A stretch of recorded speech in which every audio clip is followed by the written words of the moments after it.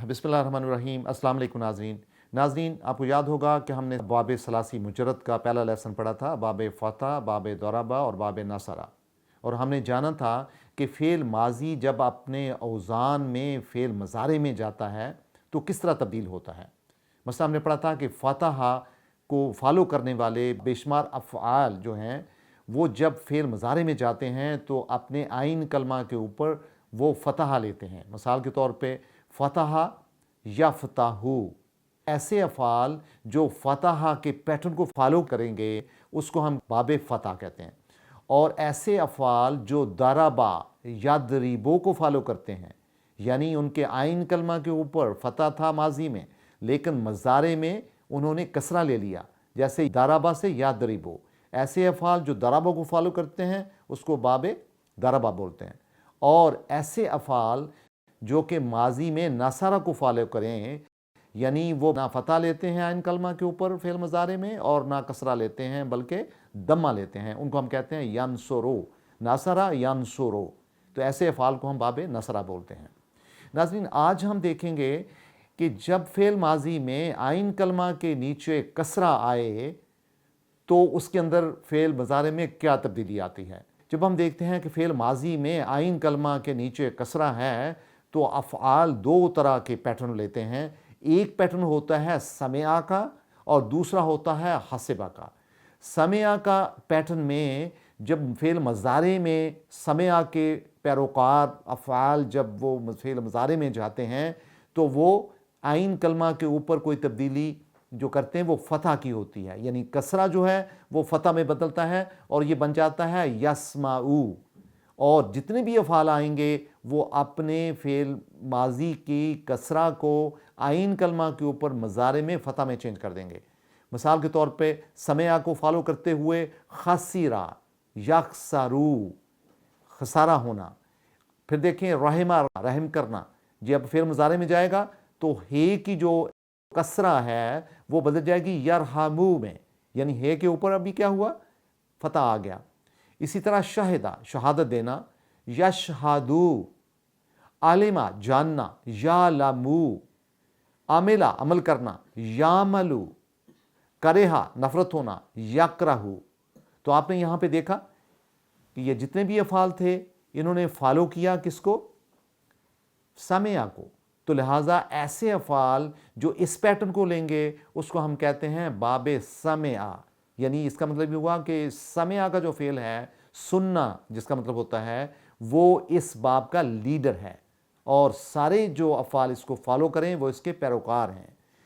इसी तरह नाज़रीन, कुछ अफ़ाल ऐसे होते हैं जो कि माजी में आइन कलमा के नीचे कसरा को कसरा में ही रहने देते हैं, यानी वो तब्दीली लेते ही नहीं हैं। मिसाल के तौर पे हसिबा, फ़ेल माजी हुआ, फ़ेल मज़ारे होगा यहसिबो।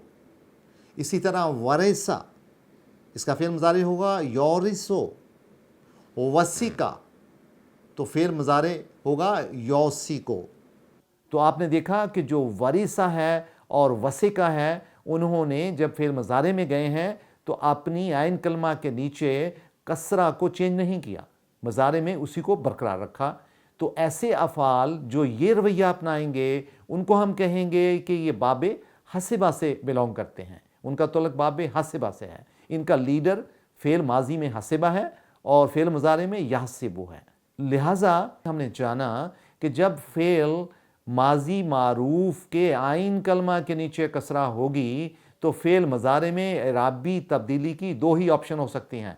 वो क्या है, या यस्माओ का समेआ को फॉलो करेंगे और या वो हसिबा को फॉलो करेंगे, और इनका लीडर बिलतरतीब समेआ और हसिबा हुआ। नाज़रीन, एक और ऑप्शन भी हो सकती है कि अगर माजी में आइन कलमा के ऊपर दम्मा हो किसी भी सलासी मुजरद में तो वो अपने आने वाले यानी फ़ेल मज़ारे में जब तब्दील होता है तो उसके नीचे दम्मा ही रहती है। मिसाल के तौर पे कारोमा माजी हुआ तो उसका फ़ेल मज़ारे होगा यकरुमो। हसुना फ़ेल माजी, इसका फ़ेल मज़ारे होगा यहसुनो। और दऊफ़ा, कमज़ोर होने को कहते हैं यदउफ़ो। आबुदा, आबादत करने को कहते हैं याबुदो। और करोबा, कुर्बत को बोलते हैं तो उसका फ़ेल मज़ारे होगा यकरुबो।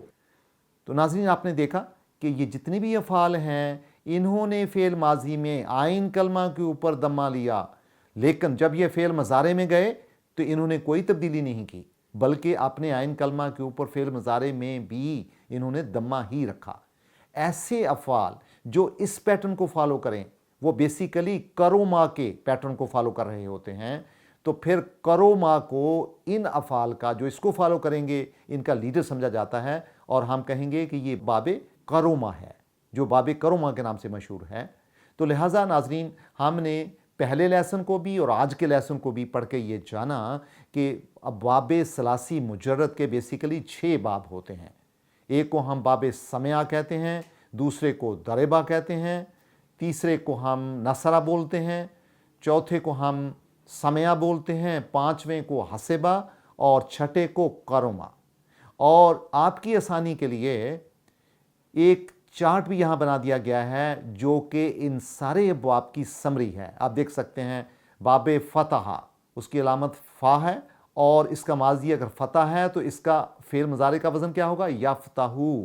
ضربہ علامت ضاد اور ضربہ یضربو۔ باب نصرہ علامت نون، نصرہ ماضی اور اس کا فعل مضارع کیا ہوا؟ ینصرو۔ سمع سین اس کی علامت، سمع ماضی معروف اور مضارع معروف کیا ہوا؟ یسمعو۔ باب حسبہ کا ہے اس کی علامت، حسبہ یحسبو۔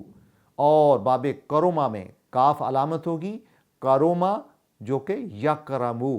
تو ناظرین آپ دیکھ سکتے ہیں کہ فعل ماضی میں یعنی جو اس کا آئین کلمہ ہے اس کے اوپر جو تبدیلی آتی ہے وہ فعل مضارع میں کس طریقے سے آتی ہے۔ لہٰذا جو افعال ناظرین ثلاثی مجرد میں، ایسے تمام افعال جن کا مادہ 3 روٹس پہ ہوگا، اس کے مادہ میں یعنی 3 روٹس ہوں گی، اس کی 3 حروف سے روٹ بنیں گی، ان کو ہم ثلاثی مجرد کہتے ہیں، لیکن ان کے 6 اوزان ہوتے ہیں۔ اور لہٰذا آپ کا آج کا ہوم ورک یہ ہوگا ناظرین، پہلے لیسن کا بھی اور آج کے لیسن کا بھی، کہ آپ قرآن حکیم پڑھتے ہوئے ثلاثی مجرد کو پہچانیں اور پھر یہ دیکھیں کہ آپ نے اس وزن کی بنیاد پہ، یعنی جو وزن ان کا ماضی کا اور فعل مضارع کا ہے، آئین کلمہ کی اس کی بنیاد ہے، عین کلمہ کے اوپر فتح آتا ہے، کسرہ آتا ہے، دمہ آتا ہے، اس بنیاد میں یہ کون سے گروپ سے بیلونگ کرتا ہے۔ یعنی یہ آپ کے لیے بڑی کیوریاسٹی بھی ہوگی کہ آپ یہ جاننا شروع کریں کہ ثلاثی مجرد کا کون سا فعل کون سے باب کو فالو کرتا ہے۔ اور مجھے امید ہے کہ انشاءاللہ آپ اس بات کو، اس نقطے کو سمجھے ہوں گے، اور اگر آپ سمجھے ہیں تو پھر یہ کوشش کریں کہ ہر باب کے 10 ایسے اوزان نکالیں، یعنی باب فتح سے 10 مثالیں قرآن حکیم سے نکالیں، اور اسی طرح باب سمعہ، باب حسبہ، باب نصرہ، باب کرما، یہ جتنے بھی ابواب ہیں ان سے 10 مثالیں قرآن حکیم سے لیں اور اپنی نوٹ بک پہ لکھیں تاکہ ان کی پہچان بھی آپ کو ہو سکے، اور پھر ان کی کنسٹرکشن اور ان میں جو تبدیلی آتی ہے اس سے بھی آپ ذرا واقف ہو سکیں، روشناس ہو سکیں۔ بہت شکریہ ناظرین، اللہ حافظ۔